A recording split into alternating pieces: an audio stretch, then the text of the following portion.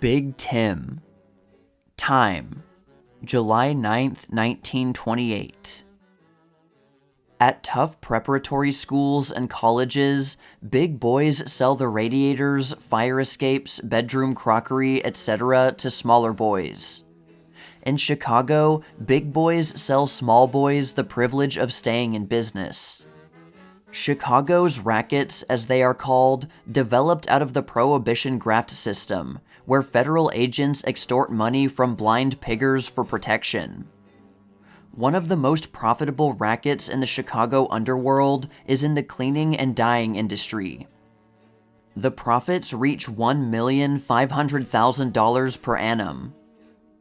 Credit for bringing the racket to its Chicagoan perfection belongs largely to Timothy D. Big Tim Murphy, who last week became the late Timothy Murphy. A towering burly who relied largely upon his fists in the hard-shooting environment, he rose to be a political power through the railroad labor unions. Then, with gunmen at his command, he pursued the racket of organizing other unions. Percentages of the dues kept Big Tim and his pretty doll wife in style.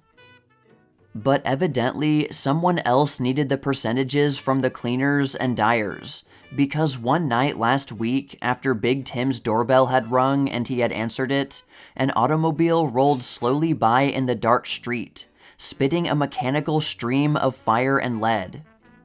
Big Tim died where he stood. Accustomed to gangster funerals in Chicago, the United Press issued a laconic bulletin on the Murphy ceremony before it took place. A cortege a mile long, with scores of automobiles bearing floral tributes, etc., etc. But the UP guessed poorly. Chicago is changing a little. The Chicago Crime Commission, under a small, fearless 76-year-old lawyer named Frank J. Loesch, has set out to clean up the crime capital of the U.S., beginning at the top with Chief of Police Michael Hughes.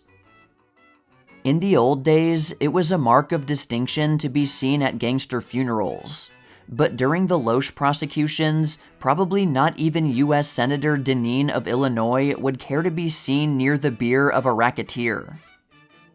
Behind the Murphy bier, instead of the United Press's mile-long cortege, were just 20 automobiles, no crowd, no color. Said the hard-boiled Chicago Tribune, "The burghers will be inclined to rejoice." That is the short view. The man who killed O'Banion was tougher and more resourceful than O'Banion. The man who killed Jaime Weiss was tougher than his victim. And the man who killed Murphy was a harder egg than Murphy. As one gangster is killed off, he is succeeded by another who is less restrained by the standards of civilized society. The progression is from fists to bombs to pistols or to machine guns. The Murphy murder quickly reverberated in Brooklyn, New York. Frank Wale, alias Yale, dressy gangster and racketeer, friend of Alphonse Scarface Al Capone of Chicago, was cruising comfortably in his shiny Lincoln sedan. Another car, with Illinois license plates, slid up behind. 4 men opened fire at the back of Wale's head, then drew alongside and shot off the side of his face. The Lincoln careened off the street, through a hedge, against a brick stoop. The Illinois car vanished.